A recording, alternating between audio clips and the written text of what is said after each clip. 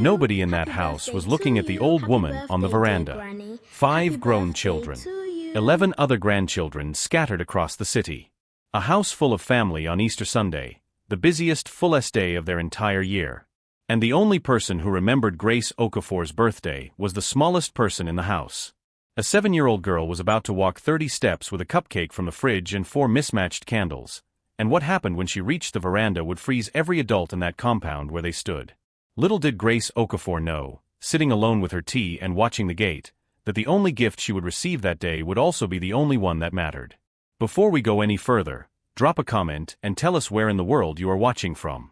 And subscribe because tomorrow's story is one you need to hear. Nobody had planned to forget. That was the cruelty of it. Nobody woke up that morning and decided Grace did not matter.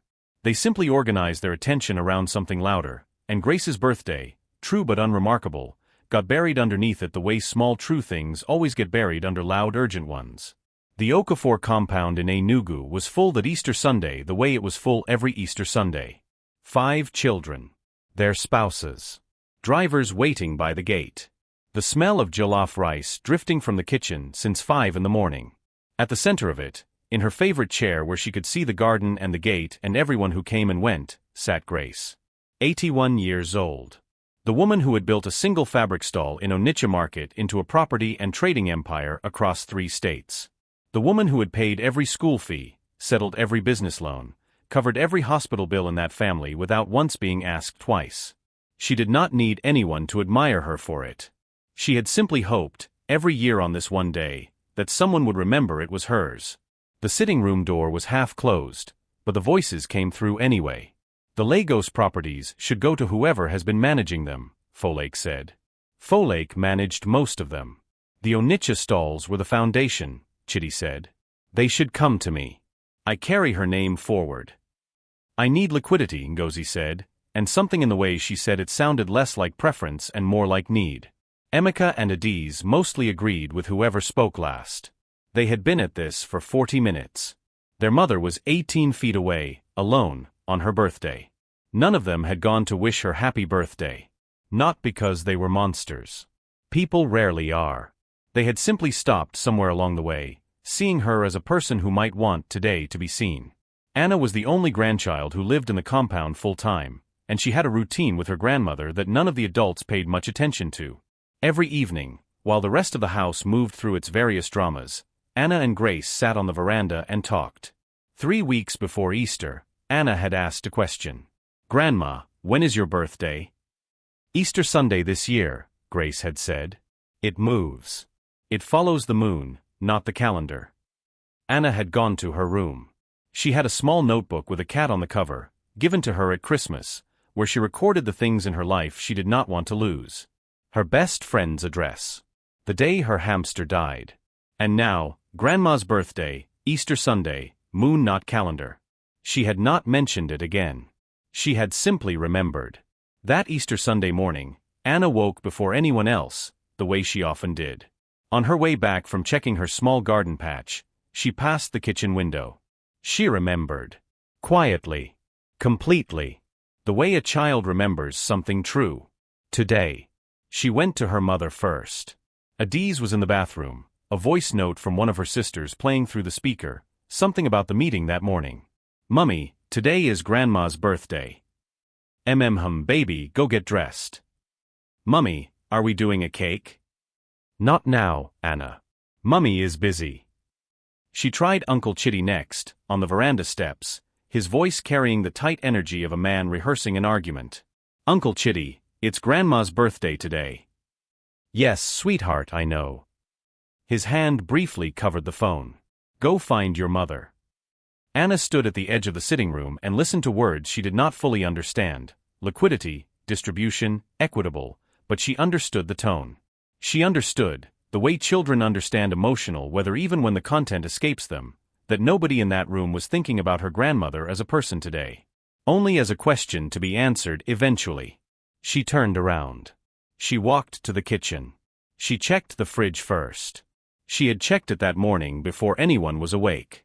A small cupcake on the second shelf, plain, unfrosted, from the batch the cook made for lunchboxes.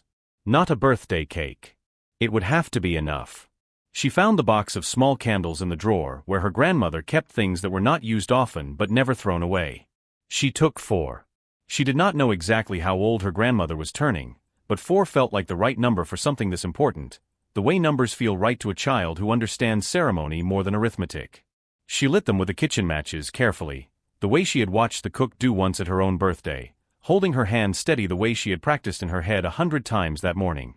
Then she picked up the cupcake. And she began to walk. 30 steps.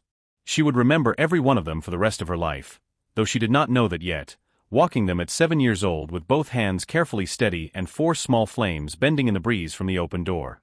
She started singing before she reached the veranda. Happy birthday to you. Her voice was small and slightly off-key in the way of 7-year-olds who have heard a song many times but never quite learned to hold the harder notes. Grace looked up from her tea. Happy birthday to you.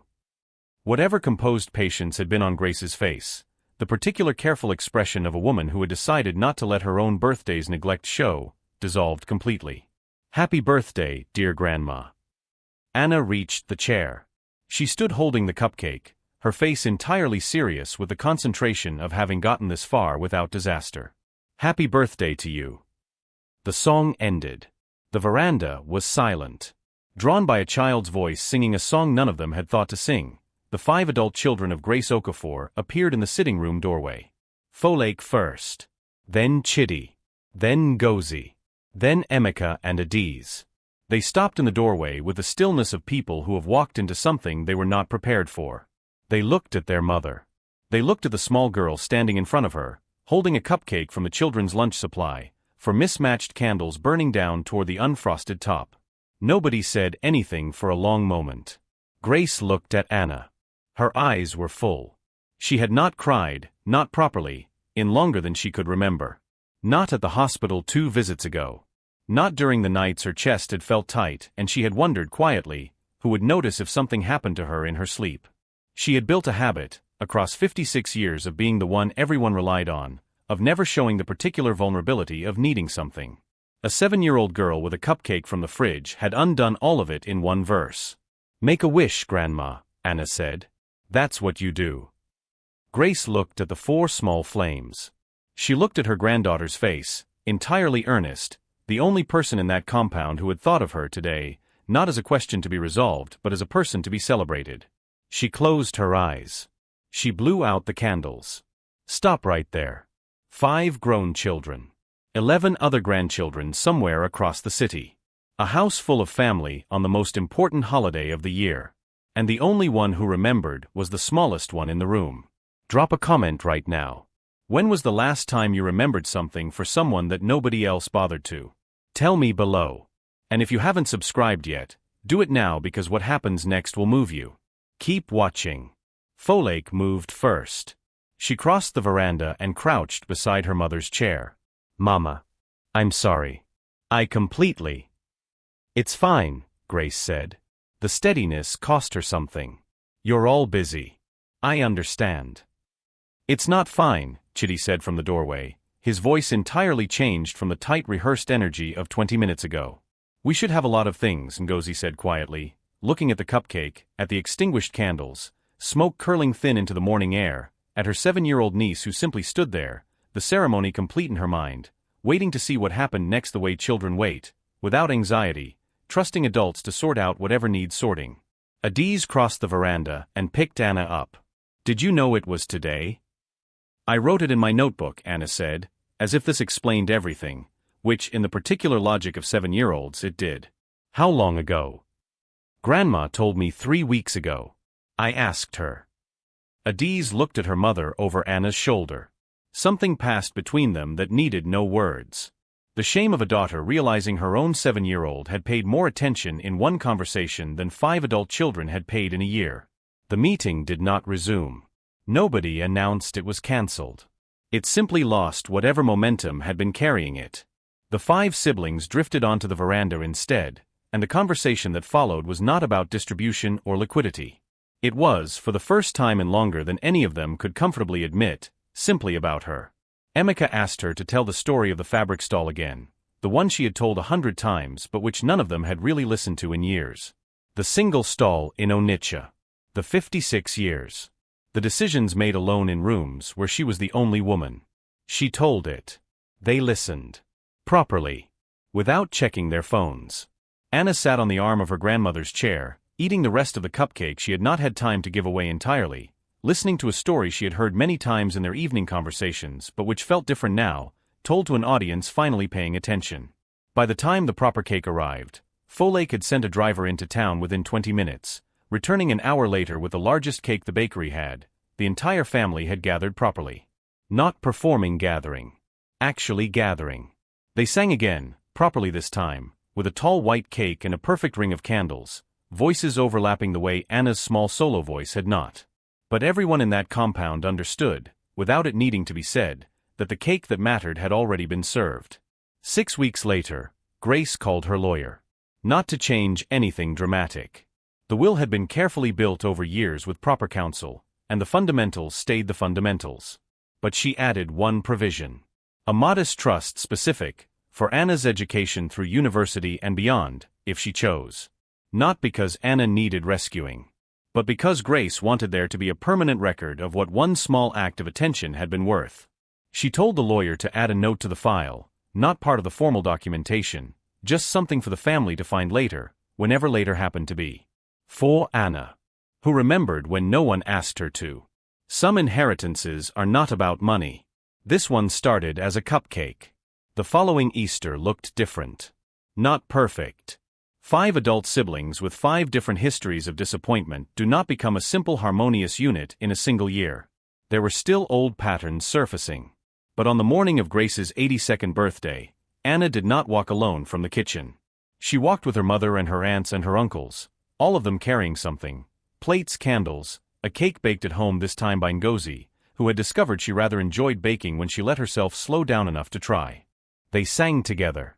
Anna stood at the front, the way she had the year before, because everyone had agreed without discussion that this was now her place, the small conductor of a tradition she had started without meaning to start anything at all. Grace watched her family come through the door singing, properly together, and thought about a fabric stall in Onitsha 57 years ago, and the long loneliness of building something for people who had, for too long, forgotten to see the person doing the building. She looked at Anna's serious, concentrated face leading the song and thought, this is what it was all for. Not the properties. Not the businesses. Not even, in the end, the wealth at all. This. A child who remembered. A family who finally, learned to remember alongside her. If this story moved you, hit that like button right now and share it with someone who needs to hear it today. Subscribe if you haven't yet, because more stories like this are coming every week. Drop a comment and tell me. What moment hit you hardest? Was it Anna's solo walk from the kitchen with a single cupcake? Was it the note Grace left in the legal file? Was it the second Easter, when she did not have to walk alone? Tell me below.